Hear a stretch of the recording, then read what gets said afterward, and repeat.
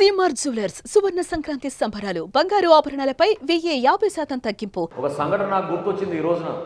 ఉదయం ఆ రోజు దాదాపు 6:30-7 గంటలకి ఒకరు వచ్చి, నేను హోటల్లో ఉన్నప్పుడు వాళ్ళు తలుపు తట్టి మాకు అన్యాయం జరిగిపోయింది, ఈ విధంగా మా తండ్రి గారు గతంలో ఒక గవర్నమెంట్ ఎంప్లాయీ, ఆయన 5 ఎకరాలు మామిడి తోట వేసుకుని కౌలు రైతుగా ఆయన డబ్బులు కట్టలేక ఆత్మహత్య చేసుకున్నారని చెప్పి ఫోటోలు అవన్నీ వివరాలు ఇచ్చారు.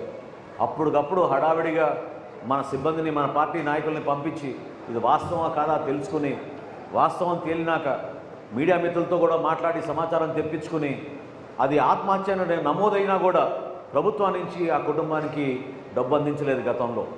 కానీ కేవలం 5-6 గంటల్లోనే ఆ కుటుంబాన్ని మనం చింతలపూడికి తీసుకొచ్చి పవన్ కళ్యాణ్ గారి చేతుల మీదుగా ₹1,00,000 ఆర్థిక సాయం ఆ రోజు ఆ కుటుంబానికి అందించాం. ఆ విధంగా మనం నిలబడ్డాం. పార్టీలో ఏ కార్యక్రమం చేసినా కూడా మనం ఆశ్చర్యకరమైన విషయం ఏంటంటే, పవన్ కళ్యాణ్ గారు ఇచ్చిన 5 కోట్ల రూపాయలతోటి రాష్ట్ర వ్యాప్తంగా, ప్రపంచవ్యాప్తంగా మన జనసేన పార్టీకి సంబంధించిన నాయకులు, ఇతర దేశాల్లో నివసిస్తున్న మన ఎన్ఆర్ఐలు అందరూ కూడా వచ్చి స్వచ్ఛందంగా మనకి లక్షల రూపాయల్లో విరాళాలు ఇచ్చి దాదాపు 1400 రైతులకి రాష్ట్ర వ్యాప్తంగా మనం ₹1,00,000 చొప్పున అందించగలిగాం. అటువంటి కార్యక్రమాలు చేసుకుంటూ మనం ముందుకు వస్తున్న తరుణంలో మీరందరూ చూశారు, ఎన్నికలప్పుడు, స్థానిక సంస్థలప్పుడు ఆ రోజున ఎన్నికలకి దూరం ఉందామని ఈ రోజున్న ప్రధాన పార్టీలు ఆలోచించినా కూడా లేదు, ప్రజాస్వామ్యాన్ని రక్షించాలి, ప్రభుత్వాన్ని మనం ప్రశ్నించాలి, ఎన్నికలు వాళ్ళందరూ కూడా ఏకగ్రీవంగా జరిగిపోవాలనే తపనతోటి ముఖ్యమంత్రి గారు దౌర్జన్యంగా ప్రవర్తిస్తున్నాడనే ఆలోచనతోటి ఆ రోజు పవన్ కళ్యాణ్ గారు మన వీర మహిళల్ని, మన యువతని, మీరు ధైర్యంగా నామినేషన్లు వేయండి, 10 ఓట్లు వచ్చినా 50 ఓట్లు వచ్చినా దాన్ని పట్టించుకోబాకండి, కానీ ప్రజాస్వామ్యబద్ధంగా ఎన్నికలు జరగాలి, దానికి మీరందరూ కూడా నిలబడండి అని చెప్తే ప్రతి ఎంపీటీసీను, ప్రతి సర్పంచ్, ప్రతి వార్డు మెంబర్ కూడా రాష్ట్ర వ్యాప్తంగా మన జనసేన పార్టీ నుంచి ఆ రోజు అద్భుతంగా మన వాళ్ళు నిలబడ్డారు.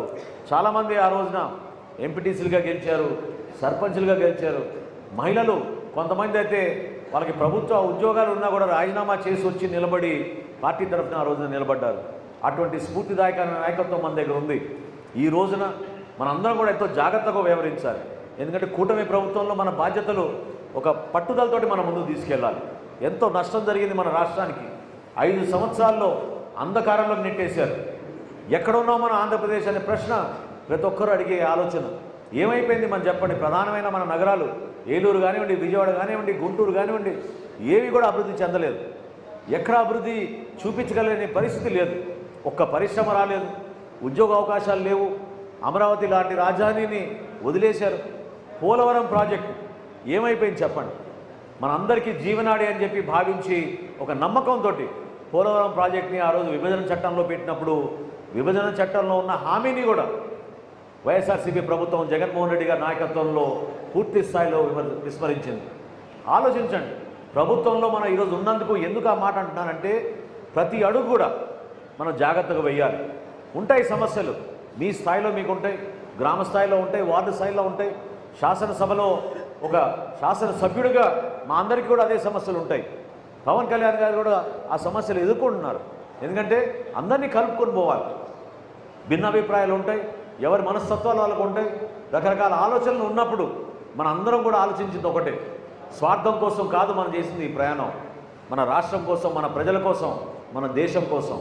దానికే మనం జనసేన పార్టీ నుంచి అంకిత భావంతో ఈ కూటమిలో బలంగా నిలబడి పార్టీని, ప్రభుత్వాన్ని ముందుకు తీసుకెళ్లాల్సిన అవసరం, బాధ్యత మన అందరిపైన ఉంది. ఎందుకంటే నేను మాట చెప్తున్నాను మీ అందరికీ కూడా, కొంతమంది నామినేటెడ్ పదవుల్లో కానివ్వండి, మొన్న జరిగిన నీటి సంఘాల్లో కానివ్వండి, రాబోయే రోజుల్లో సొసైటీ ఎన్నికల్లో కానివ్వండి, మరింత నామినేటెడ్ పోస్టుల విషయంలో కానివ్వండి, ఎవ్వరు కూడా అధైర్యపడాల్సిన అవసరం లేదు. మీరు ఎట్టి పరిస్థితుల్లో కూడా మీకు న్యాయం జరుగుతున్న నమ్మకం మీలో ఉండాలి. ఎందుకంటే పవన్ కళ్యాణ్ గారు నిలబడేది మీలాంటి కార్యకర్తల కోసమే, మీలాంటి నాయకత్వం కోసమే. ఏ కార్యక్రమం చేసినా కూడా ఎప్పుడు కూడా, నేను ఇదే చెప్తున్నా మీకు, ఎప్పుడైనా సరే ఏ కార్యక్రమం చేసినా కూడా వేదిక పైన ఎంతమంది కూర్చున్నాను ముఖ్యమని కాదు, మీరు ముఖ్యం. జన సైనికులుగా, వీర మహిళలుగా మీరు చేసిన కార్యక్రమం ముఖ్యం. మీరు ఒక అంకిత భావంతో పనిచేస్తారు, స్వార్థం లేకుండా పనిచేస్తారు. పార్టీ కార్యక్రమం ఎక్కడున్నా కూడా మీరు తరలి వస్తారు. అదే మన పార్టీని ముందు తీసుకొచ్చింది. అది ఎప్పుడు కూడా మర్చిపోం. జిల్లాల వారీగా, నియోజకవర్గాల వారీగా ఒక్కొక్క సందర్భంలో కులాల వారీగా కూడా మనం సామాజిక కోణం నుంచి చూసి అడ్జస్ట్ చేయాల్సిన అవసరం ఉంటుంది. కాబట్టి ఒకేసారి అందరినీ అడ్జస్ట్ చేసుకోలేకపోతున్నాం. నిదానంగా విడతల వారీగా అందరికీ అవకాశం ఇచ్చేటట్టు మన పార్టీ అధ్యక్షుడు పవన్ కళ్యాణ్ గారు ఖచ్చితంగా కార్యక్రమం చేస్తారు. ఈ రోజున ఆయన ఎంత ఆదర్శవంతంగా ఉన్నారో మీరు చూడండి. గతంలో గ్రామ సభలు ఎప్పుడైనా నిర్వహించారా? పంచాయతీ నిధులు ఎప్పుడైనా ప్రభుత్వం నిజాయితీగా వాళ్ళ గ్రామ అభివృద్ధి కోసమే వాడిందా చెప్పండి? 5 సంవత్సరాలు దారి మళ్ళించారు. నిధులు క్షేత్రస్థాయిలో కేటాయించలేదు.